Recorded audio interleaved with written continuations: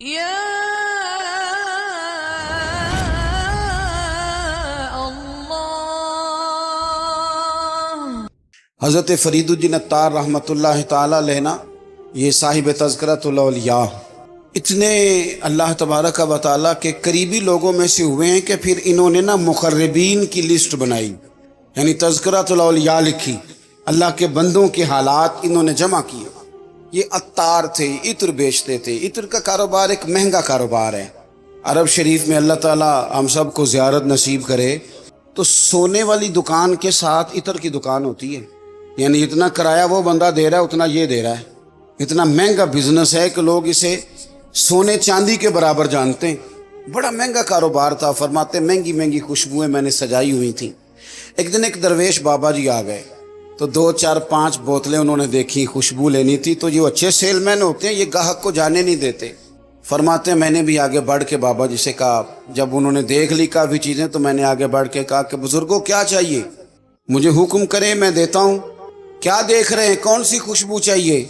تو بابا جی فرمانے لگے پتر میں تو دیکھ رہا ہوں کہ تیری جان بڑی مشکل سے نکلے گی۔ کہتا میں دنیا دار بندہ تھا، مجھے بڑا غصہ آیا۔ میں نے کہا بابا وہ کیوں؟ میں نے کہا پتر مال ہی بڑا جمع کیا ہے، مرے گا کبھی یہ والی شیشی یاد آئے گی، کبھی وہ والی یاد آئے گی۔ نہیں سمجھ آئی آپ کو بات؟ یعنی کبھی مسلم کمرشل بینک والا اکاؤنٹ یاد آئے گا، کبھی ابھی بینک والا یاد آئے گا، کبھی وہ جو فیصل آباد میں پلاٹ لیا وہ پریشان کرے گا، کبھی لاہور والی سوسائٹی کی فائل ڈسٹرب کرے گی کہ اتنا کچھ چھوڑ کے مر جاؤں، اتنی محنت سے اکٹھا کیا تھا، کبھی وہ پجارو کبھی یہ پجارو۔ اتنا مشکل تو ہم بناتے ہیں دنیا داری۔ کہا تو نہیں مرے گا تو یہ چیزیں یاد آئیں گی۔ فرماتے میں دنیا دار تھا، دنیا دار کو نصیحت کریں تو غصہ کرتا ہے۔ کہتے ہیں میں نے کہا اچھا بابا میری جان مشکل سے نکلے گی تو تیری کیسے نکلے گی؟ فرماتے کہنے لگے بیٹے ادھر آ دکھاؤں۔ کہتے میں مڑ کے اوپر سے ہو کے بزرگوں کے قریب آیا، وہ میری دکان کے فرش پہ لیٹے کلمہ پڑا، روح پرواز کر گئی۔ عرش فرشتے بانگا ملیاں، مکے پہ گیا شور، بلے شاہ آسان نہیں ہوں مرنا، یہ تے مر گیا ہی کوئی ہور، تے نالے وارث شاہ وہ کدوں مر دے جنہ کیتیاں نیک کمائیاں نے۔ اور اقبال کہنے لگے موت کو سمجھے ہیں غافل اختتام زندگی، یہ ہے شام زندگی، پھر صبح دوام زندگی، اس کے بعد تو صبح ہے زندگی کی، یہ تو ایک شام ہوئی ہے، بس اٹھیں گے تو سویرا ہوگا۔ کہتے ہیں بابا جی کی روح پرواز کر گئی۔ کہنے لگے پتر میں تو اس طرح جاؤں گا۔ فرماتے ہیں میں نے کفن دفن کیا، میں نے جنازہ پڑھا، میں نے دفن کیا، کوئی وارث نہیں ملا، اسی کسے دے کچھ نہیں جے لگ دے، نہ کوئی ساڈا دردی۔ کہتے ہیں میں نے دفن کیا۔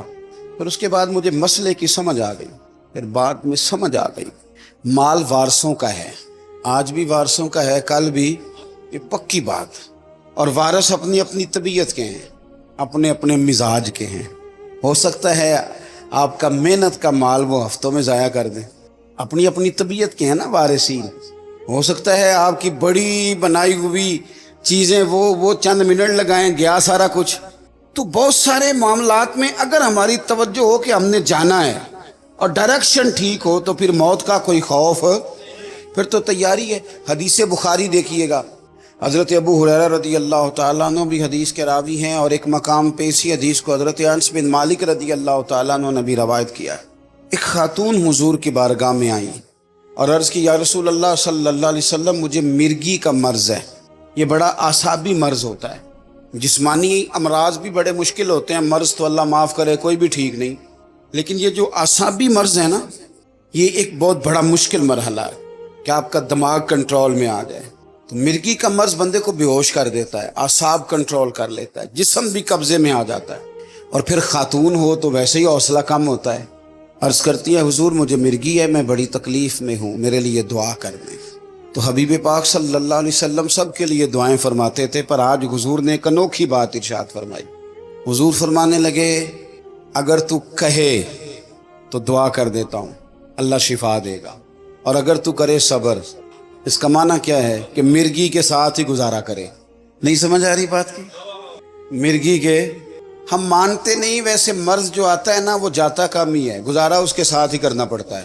ہم پتہ کیا کرتے رہتے ہیں، ہم پریشان ہو جاتے ہیں، ٹینشن لے لیتے ہیں، لیکن اس کے ساتھ جینا نہیں سیکھتے۔ اپنی بیماریوں، آزمائشوں، پریشانیوں کے ساتھ جینا سیکھے۔ جن کو ان کے ساتھ جینا آ جاتا ہے نا، وہ زندگی کا سارا سکون حاصل کر لیتا ہے، وہ ساری آسانیاں پا جاتا ہے، جسے اپنی مشکلات کے بیچ جینا آ گیا۔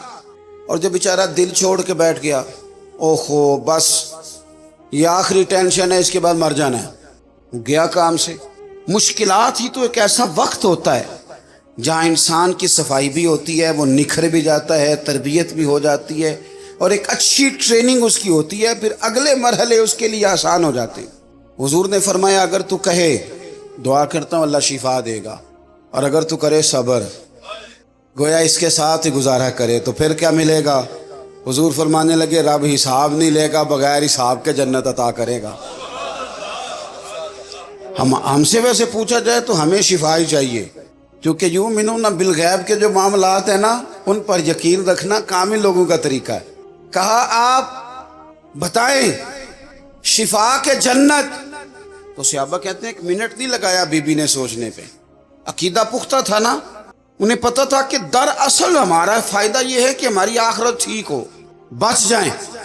فوراً وہ خاتون عرض کرنے لگی حضور گویا تھوڑی سی تو زندگی ہے، میں اس کے ساتھ ہی گزارا کر لوں گی، آپ دعا کر دیں رب مجھے جنت عطا کر، مجھے جنت کی ضرورت ہے۔ اس کے تو ساتھ بھی ٹائم، تھوڑا وقت کتنا ہے، وقت کتنا ہے، بس آ گیا اٹھنا فریدا ستیا، اب بس داڑھی آ گئی پور، اگا نیڑے آ گئی، پچھا رہ گئی دور، تے اٹھنا فریدا ستیا، جھاڑو دے مسیت، اوے تو ستیں رب جاگدا، تیری ڈاڈے نال پریت، تے اٹھنا فریدا ستیا، خلقت ویکھن جا، امتے کوئی مل جائی بخشیا تے تم ہی بخشیا جا، کچھ کر آگے بڑھ، اگلا سفر جو ہے اس پر توجہ کر۔